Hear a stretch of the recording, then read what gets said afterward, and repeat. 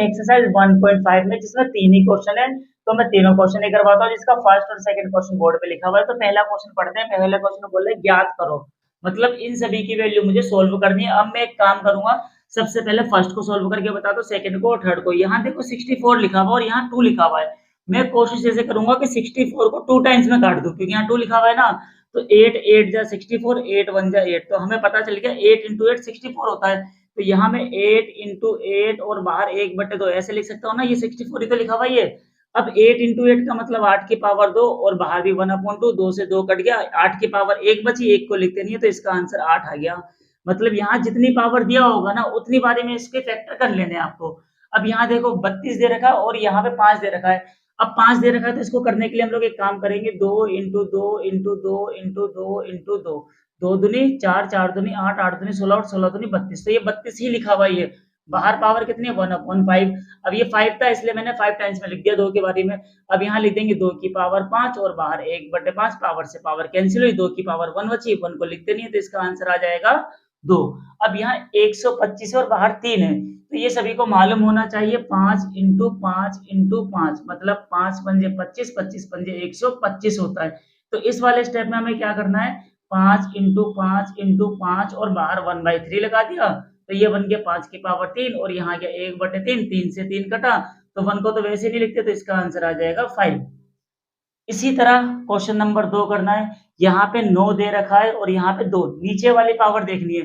तो हम यहाँ 3 इंटू 3 और बाहर 3/2, क्योंकि 3 3 जा 9 ही तो होता है। तो यहाँ बेनिफिट ये होगा 3 की पावर 2 लिख देंगे और बाहर आ जाएगा 3/2, 2 से 2 कट गया, तो 3 की पावर 3 बच गई, मतलब 3 इंटू 3 इंटू 3, 3 तिया 9, 9 तिया 27, तो इसका आंसर जो है वो 27 आ जाएगा।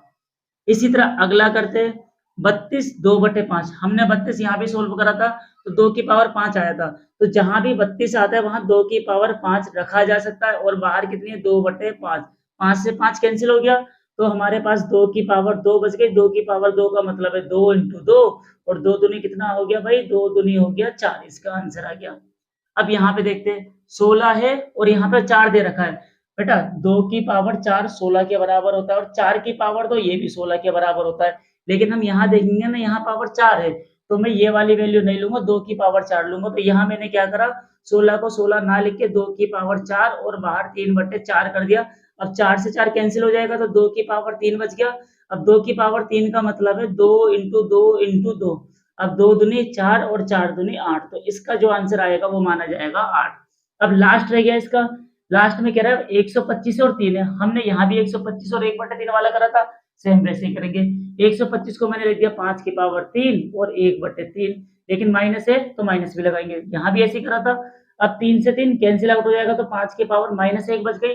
भाई पावर अगर 1 होती तो मैं नहीं लगाता, लेकिन यहाँ तो -1 है ना, तो माइनस हटाने के लिए पावर का इसको 1/5 लिखा जा सकता है, तो ये इसका फाइनल आंसर हो जाएगा। बच्चों ये लास्ट क्वेश्चन है इस एक्सरसाइज का और इसको समझते हैं फटाफट। कह रहा इसको सिंपलीफाई करना है। सिंपलीफाई करने के लिए हम लोग फर्स्ट क्वेश्चन देखते हैं। भाई इन दोनों के बीच में कोई साइन नहीं है या पॉइंट लगा हुआ है, तो ये समझ लेते हैं कि ये मल्टीप्लाई में, जो पहला वाला है इसका पहले वाले में मल्टीप्लाई करनी है। लेकिन अगर मान लो कभी भी ऐसा नंबर दे रखा हो जैसे 6 की पावर 7, तो इसको हम लोग पावर कहते हैं और इसको बेस कहते हैं। नीचे वाला जो होता है उसको बेस कहा जाता है।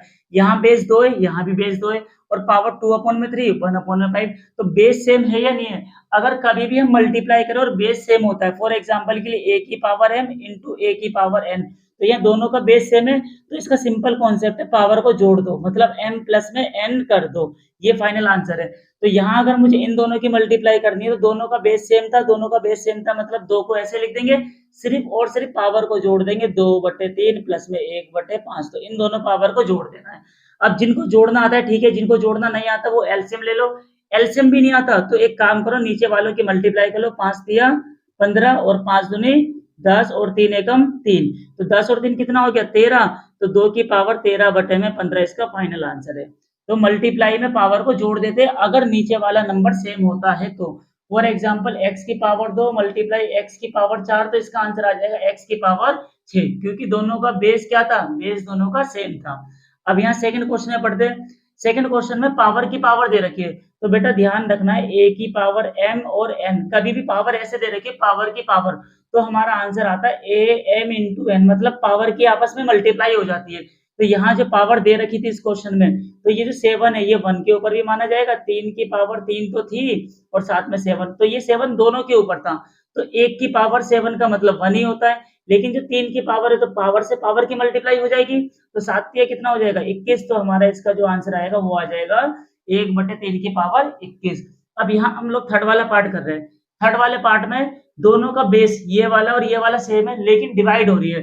भाई मल्टीप्लाई जब होती है तो पावर को जोड़ देते हैं, और जब डिवाइड होती है सेम बेस वालों की, जैसे एग्जांपल के लिए a की पावर m डिवाइजेबल a की पावर n, दोनों का बेस तो सेम है, लेकिन डिवाइड हो रही है तो डिवाइड में पावर को माइनस कर दिया जाता है, तो यहाँ बन जाएगा m माइनस n, ये फॉर्मूला हो गया इसका। और अब मैं डायरेक्ट करूंगा इसको 11 की पावर हाफ माइनस 11 की पावर 1/4, तो डायरेक्ट इसका आंसर आ जाएगा 11 की पावर हाफ में से 1/4 को माइनस कर दिया। दोनों का बेस सेम था, इसीलिए पावर को क्या करेंगे माइनस, तो जब भी डिवाइड में वैल्यू होती है तो पावर को माइनस कर देते हैं। अब यहाँ जो आएगा 11, अब इन दोनों को माइनस करना है, जिनको एलसीएम लेके माइनस करना आता है कर लेना। मैं यहाँ एलसीएम ले रहा हूँ, 2 और 4 का एलसीएम 4 आ गया, 2 के टेबल में 4 दो बारी में आएगा, तो 2 माइनस 1 बन जाएगा, और 2 में से 1 गया 1/4। जिनको एलसीएम ना आए वो नीचे वालों की मल्टीप्लाई, ऊपर वालों की क्रॉस मल्टीप्लाई कर लेना। यहाँ तक तो हमारा हो गया। अब यहाँ के बाद जो चौथा क्वेश्चन है उसमें हम ये देखेंगे पावर तो सेम है लेकिन दोनों का बेस डिफरेंट है।